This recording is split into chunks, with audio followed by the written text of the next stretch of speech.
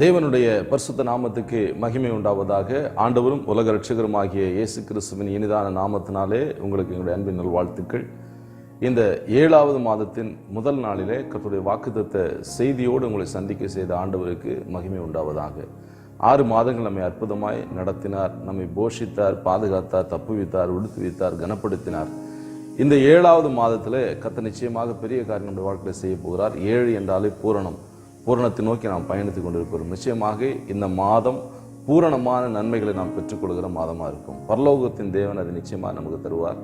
இந்த மாதத்துக்குரிய வாக்குத்தத்த செய்தி நான் உங்களுக்கு வாக்குத்தத்த செய்திக்கு ஆதாரமாக கற்றுக் கொடுத்த வசனத்தை நான் உங்களுக்கு வாசிக்கிறேன். சங்கீதங்களின் புஸ்தகம் 115ஆம் சங்கீதம் 3வது வசனத்தை நான் உங்களுக்கு வாசிக்கிறேன். சங்கீதங்களின் புஸ்தகம் 115ஆம் சங்கீதம் 3வது வசனம். நம்முடைய தேவன் பரலோகத்தில் இருக்கிறார், தமக்கு சித்தமானவைகள் யாவையும் செய்கிறார். நம்முடைய தேவன் பரலோகத்தில் இருக்கிறார், தமக்கு சித்தமான யாவையும் செய்கிறார். ஜெபம் செய்வோம். பரிசுத்த பிதாவே, இரக்கமுள்ள எங்கள் பரலோக தகப்பனே, ஆசீர்வதிக்கப்பட்ட அருமையான இந்த நல்ல நேரத்துக்காக உமக்கு ஸ்தோத்திரம். இந்த அதிகால வேளையில நம்முடைய திருவாய்மொழிகளை கேட்க எங்களுக்கு கொடுத்த மகத்தான கிருபைக்காக ஸ்தோத்திரம். இந்த 7வது மாதத்தில் கற்றுக் கொடுத்த வார்த்தையின் பிரகாரம் கர்த்தர் நடத்த போறதுக்காக ஸ்தோத்திரம். உடைய வசனத்தை கொண்டு உடைய ஜனங்கள் மத்தியிலே பலமாய் ஆழமாய் எதை நீர் செய்ய விரும்புகிறீரோ அதை செய்து உடைய நாமத்தை மையப்படுத்துங்க. இயேசுவின் நாமத்தில் வேண்டுகிறோம் பிதாவே, ஆமேன் ஆமேன். தேவனுடைய பரிசுத்த நாமத்துக்கு மகிமை உண்டாவதாக.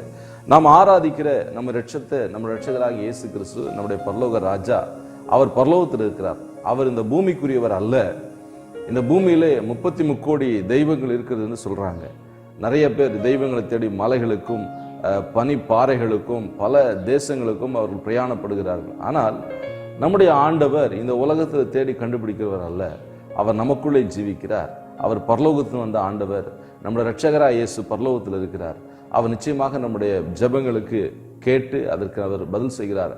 நமக்கு எல்லா நன்மைகளும் ஒவ்வொரு நாளும் பரலோக பிதாவிடத்திலிருந்து வருகிறது. யாக்கோபின் நிருபத்தில் 1ஆம் அதிகாரம் 17வது வசனம், நன்மையான எந்த ஈவும் பூரணமான எந்த வரமும் பரத்திலிருந்து உண்டாகி ஜோதிகளின் பிதாவிடத்தில் வருகிறது நாம் வாசிக்கிறோம். பிரியமானவர்களே, நம்முடைய தேவன் பரலோகத்தில் இருக்கிறார். அவர் பரலோகத்தில் இருந்து கொண்டு தம்முடைய சித்தத்தை நம்முடைய வாழ்க்கையில் நிறைவேற்றுகிறார். எவ்வளவு பெரிய ஆண்டவர்! அவருடைய சர்வ வல்லமை எவ்வளவு பெரியது பாருங்க. நிச்சயமாக நம்முடைய வாழ்க்கையில பெரிய காரியங்களை கர்த்தர் செய்ய போகிறார். தொடர்ந்து நாம் கர்த்தருடைய வார்த்தைக்கு நேராக நாம் ஆயத்தமாகி காத்திருப்போம். இந்த பரலோக தேவன் தம்முடைய சித்தத்தின் வழியாக இந்த 7வது மாதத்தில் என்னெல்லாம் செய்ய போகிறார், அதுதான் கர்த்தர் நமக்கு கொடுக்கிற முக்கியமான செய்தி. முதலாவது, இந்த பரலோக தேவன் பரலோகத்திலிருந்து கொண்டு நம்முடைய குடும்பத்தை, நம்முடைய வாழ்க்கையை அவர் கட்டப்போகிறார். இதைத்தான் ஆபிரகாமுடைய மகனுடைய வாழ்க்கையிலே, ஈசாக்குடைய வாழ்க்கையில கர்த்தர் செய்தார். ஆபிரகாம் தன்னுடைய ஒரே பேரான குமாரனுக்காக பெண் பார்க்கும்படி மிகப்பெரிய பொறுப்பை எலியேசரிடம் கொடுத்து விட்டு சொல்லுகிறார், நீ பெண் பார்க்க போகும்பொழுது பரலோக தேவன் தம்முடைய தூதனை உனக்கு முன்பாக அனுப்புவார்.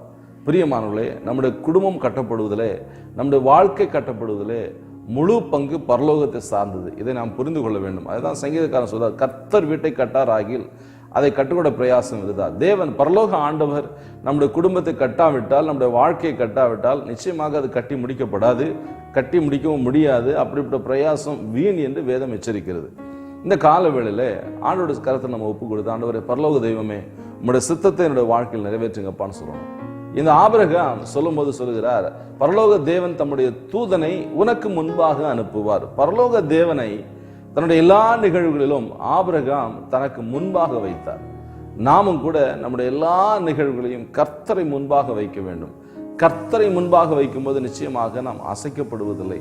கர்த்தர் நிச்சயமாக நம்முடைய வாழ்க்கையில பெரிய காரியங்களை செய்கிற ஆண்டவராய் இருக்கிறார். இந்த கால வேளையில கர்த்தருடைய நடத்துதலுக்கு, பரலோக தேவனுடைய நடத்துதலுக்கு நாம் நம்மை ஒப்பு கொடுக்கும்போது நிச்சயமாக நாம் ஆசீர்வதிக்கப்பட்டிருப்போம். நிச்சயமாக நம்முடைய வாழ்க்கையில பெரிய காரியங்களை கர்த்தர் செய்கிற ஆண்டவராக இருக்கிறார். நாம் ஒரு விஷயம் கூட கர்த்தருடைய கருத்தை நாம் ஒப்பு கொடுக்கும்போது நிச்சயமாக அந்த பரலோக தேவன் நம்முடைய வாழ்க்கையில பெரிய காரியங்களை செய்வோம். ஆபிரகாம் அந்த 7வது வசனத்திலே கர்த்தரை, தேவனுடைய சித்தத்தை நிறைவேற்றுவதிலே முன்னணியிலே அவர் அதை முக்கியத்துவப்படுத்தியிருந்தார். தேவனை கேட்டு நம்முடைய வாழ்க்கையில நம்முடைய குடும்பம் கட்டப்படுவதற்கு நம்ம ஒப்பு கொடுக்கும்போது நிச்சயமாக கர்த்தரை எல்லா நிலையிலும் கர்த்தர் நம்மோடு இருப்பார். நிறைய பேர் தங்களுடைய வாழ்க்கையை பணத்தினால, சொந்த பந்தங்களை வைத்து, நண்பர்களை வைத்து, மருந்து மாத்திரைகளை வைத்துலாம் தன்னுடைய குடும்பத்தை கட்டிடலாம், தன்னுடைய வாழ்க்கையை கட்டிக்கொள்ளலாம் அப்படின்னு நினைக்கிறாங்க. ஆனால் அது சாத்தியமற்றது அல்ல, அது வீண், அது பிரயோஜனமற்றது, அதனால எந்த பலனும் இல்லை. அப்படி கட்டுவதை போல காணப்பட்டாலும் முடிவிலே அது இணைந்து போகும்.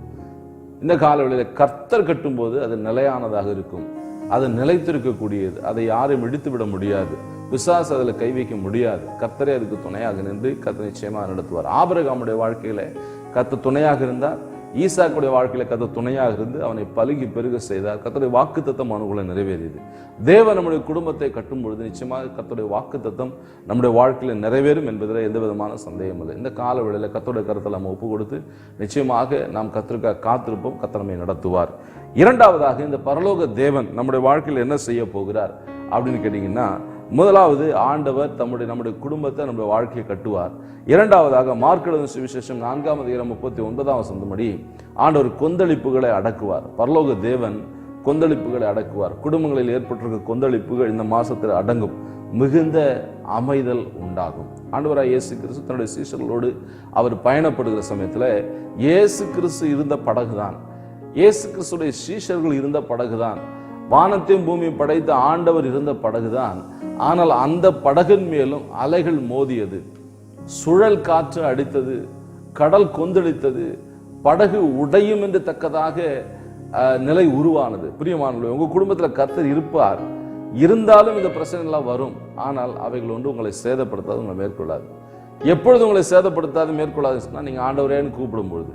சீஷர்கள், ஐயரே நாங்கள் மடிந்து போகிறோமே, உமக்கு கவலை இல்லையா என்று கூப்பிட்டார்கள். உடனடியாக இயேசு எழுந்திருந்து காற்றையும் கடலையும் அதட்டினார். இந்த 7வது மாசத்துல உங்களை எதெல்லாம் கொந்தளிக்க பண்ணுதோ அதெல்லாம் கர்த்தர் அடக்க போகிறார். அவை எல்லாவற்றிலும் கர்த்தர் உங்களை அமைதிப்படுத்த போகிறார். மிகுந்த அமைதல் உங்களோட வாழ்க்கையில நிச்சயமாக உண்டாகும் என்பதில் எந்த விதமான சந்தேகமும் இல்லை. இந்த காலவெளியில் கர்த்தர் அப்படியே உங்களுடைய வாழ்க்கையில் அமைதலையும் சமாதானத்தை நிச்சயமாக தருவார் என்பதில் எந்த விதமான சந்தேகம் இல்லை. கர்த்தருடைய கருத்தில் உங்களை ஒப்பு கொடுங்க. நிச்சயமாக கர்த்தர் உங்களை ஆசீர்வதிப்பார், கர்த்தர் உங்களை பலப்படுத்துவார். உங்களோட வாழ்க்கையில் மிகுந்த அமைதல் உண்டாகும். முன் எப்போதும் இல்லாத அளவுக்கு உங்கள் வாழ்க்கையில் அமைதலை கர்த்தர் ஆண்டவர் அனுமதிக்க போகிறார். அதை நீங்கள் பார்க்க தான் போறீங்க. நீங்கள் செய்ய வேண்டியது ஆண்டவர் நோக்கி கூப்பிடணும். எரேமியா 33:3 வாசிக்கிறோம், என்னை நோக்கி கூப்பிடு, அப்போது நீ அறியாதும் உனக்கு எட்டாதமான பெரிய காரியங்களை உனக்கு அறிவிப்பேன் என்று ஆண்டவர் சொல்கிறார். பெரிய காரியங்களை கர்த்தர் நம்முடைய வாழ்க்கையில் அறிவித்து அது பெரிய காரியங்களை நம்முடைய வாழ்க்கையில் நடத்துவார். எப்பொழுது ஆண்டவர் நோக்கி ஓயாமல் கூப்பிடும் பொழுது நிச்சயமாக கர்த்தர் நோக்கி நாம் கூப்பிடுவோம். நம்முடைய வாழ்க்கையில் பெரிய மாற்றங்கள் கர்த்தர் ஏற்படுத்துவார். மூன்றாவதாக, பரலோக தேவன் தம்முடைய சித்தத்தை நிறைவேற்றும் போது நடக்க போகிற முக்கியமான காரியம், அவருடைய மகிமை வெளிப்படும். நாம் அற்புதங்களை பார்ப்போம். யோவான் எழுதின சுவிசேஷம் 2:11 இப்படியாக இயேசு முதல் அற்புதத்தை செய்து கானா ஒரு கல்யாணத்தில் தம்முடைய மகிமையை வெளிப்படுத்தினார். பிரியமானவர்களே, இந்த கால வேளையிலே கர்த்தர் தம்முடைய மகிமையை உங்களுடைய வாழ்க்கையில வெளிப்படுத்த சித்தம் கொண்டு இந்த வார்த்தைகளை கொடுத்து கொண்டிருக்கிறார். நீங்க ஆச்சரியப்படுகிற அளவுக்கு இந்த மாசத்துல கர்த்தர் தம்முடைய வார்த்தையை உங்களுடைய வாழ்க்கையில மகிமைப்படுத்துவார். நீங்க செய்ய வேண்டியதில், ஆண்டவரே உங்களுடைய வார்த்தையை எங்களுடைய வாழ்க்கையில் என்ன செய்யுங்க, மகிமைப்படுத்துங்கப்பா. உங்களுடைய வார்த்தையை எங்களுடைய வாழ்க்கையில நிலைப்படுத்துங்க ஆண்டவரே, உங்களுடைய வார்த்தையினாலே எங்களுடைய வாழ்க்கையை ஸ்திரப்படுத்துங்கப்பான்னு சொல்லி நீங்க கேட்கும்போது நிச்சயமாக கர்த்தர் தம்முடைய மகிமையை வெளிப்படுத்தி உங்களுடைய வாழ்க்கையில அற்புதங்களை ஆச்சரியங்களை நீங்கள் காணத்தக்கதாக ஆண்டவர் அனுக்கிரகம் செய்வார். யோவான் 2:10 நீங்க வாசிக்கும் போது, எல்லா மனுஷரும் முதலாவது ருசியுள்ள ரசத்தை தான் கொடுப்பாங்க, நீரோ ருசி மிகுந்த ரசத்தை இவ்வளவு நேரம் வச்சிருந்தீரே அப்படின்னு சொல்லி அந்த பந்தி விசாரிப்புக்காரன் மணவாளன் அழைத்து சொல்லும் போது இந்த வாக்கியத்தை நாம் வாசிக்கிறோம். பிரியமானவர்களே, ஆண்டவராகிய இயேசு நம்முடைய வாழ்க்கையில ருசி உள்ள ஒரு காரியத்தை, அதிக ஆசீர்வாதமான காரியத்தை நமக்கென்று வைத்திருக்கிறார். நமக்கென்று கர்த்தர் பத்திரப்படுத்தி வைத்திருக்கிறார். ஒண்ணுமே எனக்கு இல்லையே, எனக்கு எதுவுமே கிடைக்கலையே அப்படிங்க அங்கலாய்க்க வேண்டாம். கர்த்தர் உங்களுக்குரியதை நிச்சயமாக வைத்திருக்கிறார், பத்திரமாக வைத்திருக்கிறார். ஏற்ற வேளையில காரியங்களை உங்களுக்கு கர்த்தர் ஒழுங்குபடுத்தி கொடுப்பார். உங்க வாழ்க்கையில கர்த்தர் நேர்த்தியான காரியங்களை உங்களுக்கு வைத்திருக்கிறார். ருசியுள்ள காரியங்களை, அதிக சுவையான காரியங்களை நீங்க அனுபவிக்க போறீங்க. ஆனால் நம்முடைய வாழ்க்கையில் அழுது கொண்டேதான் இருந்தா, எல்லாரும் அவளை தவறா புரிந்து கொண்டாங்க, சக்களத்தை அவளை விசனப்படுத்தினாள். கணவன் மாத்திரம் ஆறுதல் சொல்வார். எல்லா சூழ்நிலையும் அவள் வெறுக்கப்பட்டவளாய் ஒடுக்கப்பட்டவளாய் காணப்பட்டாள். கடைசியில் அவளுடைய வாழ்க்கையில இஸ்ரவேலின் முதல் ராஜாவை அபிஷேகம் பண்ணின, இஸ்ரவேலுக்கு பிரதான ஆசிரியனாக இருந்த, நியாயாதிபதியாக இருந்த, தீர்க்கதரிசியாக இருந்த சாமுவேலை கர்த்தர் அன்னாளுடைய வயிற்றில பிறக்க வைத்தார். பிரியமானவர்களே, எவ்வளவு உயர்ந்த ஒரு இடத்தை அன்னாளுக்கு கர்த்தர் கொடுத்து விட்டார். உங்களுக்கு கூட உயர்ந்த இடம் ஆயத்தமா இருக்கு, உயர்ந்த ஸ்தலம் உங்களுக்கு ஆயத்தமா இருக்கு. கர்த்தர் நிச்சயமாக உங்க வாழ்க்கையில பெரிய காரியத்தை செய்ய போறார். இந்த மாதத்துல கர்த்தருடைய மகிமை உங்க மத்தியில் வெளிப்படும். பரலோக தேவன் தம்முடைய மகிமை உங்களுக்கு வெளிப்படுத்துவார். நான்காவதாக பரலோக தேவன் தம்முடைய மகிமை உங்களுக்கு வெளிப்படுத்த மட்டுமல்லாமல் தம்முடைய சித்தத்தை நிறைவேற்றும் போது நான்காவது நடக்கப்போற முக்கியமான காரியம், நமக்கென்று குறிக்கப்பட்ட ஸ்தானத்திலே கர்த்தர் நம்மை நிறுத்துவார். தானியேலின் புஸ்தகம் 2ஆம் அதிகாரம் கடைசி வசனத்தில் உள்ள கடைசி வரி நீங்க வாசிக்கும் பொழுது, தானியேலோ வென்றார் ராஜாவின் கொலு மண்டபத்தில் இருந்தான். ராஜாவின் கொலு மண்டபம் என்று சொன்னால் என்ன? த கிங்ஸ் கோர்ட் அப்படி என்று ஆங்கிலத்தில் சொல்லப்பட்டிருக்கு. ராஜாவுடைய நீதிமன்றம், ராஜா வைத்திருக்கிற அந்த நீதிமன்றத்துடைய ஒரு பகுதியில் தானியேல் குடியமர்த்தப்பட்டார். அடிமைகள் வாழுகிற ஒரு சின்ன வீட்டில் வாழ்ந்து கொண்டிருந்த தானியேலுக்கு பரலோக தேவன் உதவி செய்தார். மிகப்பெரிய ஒரு சொப்பனத்தை ராஜா காண்கிறார். சொப்பனத்தையும் அது அர்த்தத்தையும் சொல்லாவிட்டால் எல்லா ஞானிகளும் கொன்று போடுங்கள் என்று ராஜா கட்டளை பிறப்பித்து விட்டார். இதுல தானியேலும் அவனுடைய நண்பர்களும் உள்ளடங்குவார்கள். இந்த சூழ்நிலையில் தானியேல் கர்த்தரை நோக்கி ஜெபம் பண்றார்.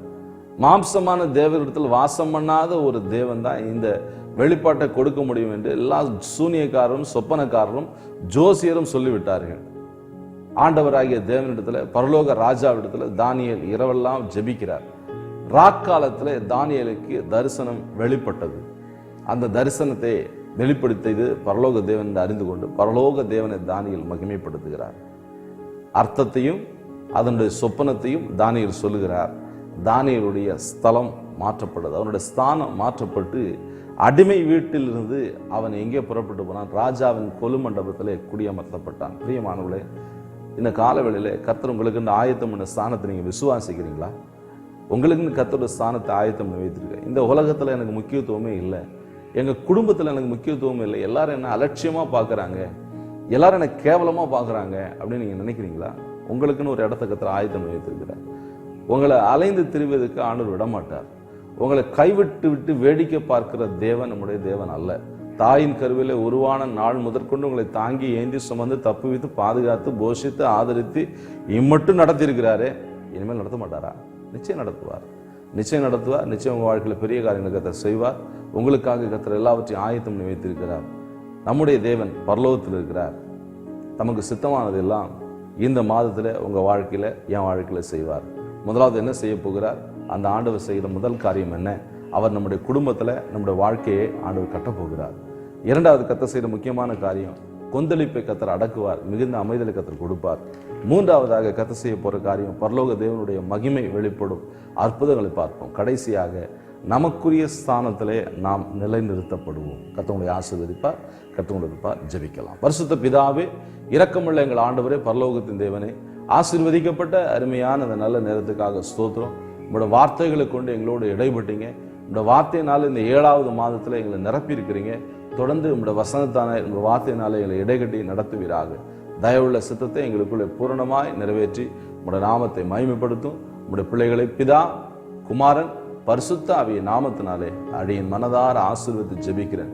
இந்த 7வது மாதம் உங்களுடைய பிள்ளைகளுக்கு ஆசீர்வதிக்கப்பட்ட மாதமா இருக்கட்டும். இந்த 7வது மாதம் உங்களுடைய பிள்ளைகளுக்கு நன்மையின் மாதமா இருக்கட்டும். இந்த 7வது மாதம் உங்களுடைய பிள்ளைகளுக்கு ஆண்டவரே அப்பா புதிய வழிகள் திறக்கிற மாதமா இருக்க வேண்டும் அப்படின்னு ஆசீர்வதித்து ஜெபிக்கிறேன். வழி நடத்துங்க. ஸ்கூலுக்கு போயிட்டு இருக்க பிள்ளைகளை கர்த்தர் ஆசீர்வதிங்க. வேலைக்கு போயிட்டு இருக்க எல்லா மக்களையும் கர்த்தர் ஆசீர்வதிங்க. ஆண்டவரே, இந்த ஊழியத்தை காணிக்கையினாலும் தசமபாகத்தினாலும் தாங்குகிற எல்லா மக்களையும் கர்த்தர் ஆசீர்வதித்து பலப்படுத்தி நடத்துவீராக. இரட்சகராகிய இயேசுவின் நாமத்தில் மிகுந்த தாழ்மையோடு வேண்டுகிறோம் எங்கள் அன்பின் பிதாவே. ஆமேன், ஆமேன். God bless you. கர்த்தரோடு இருப்பார், கர்த்தர் நடத்துவார்.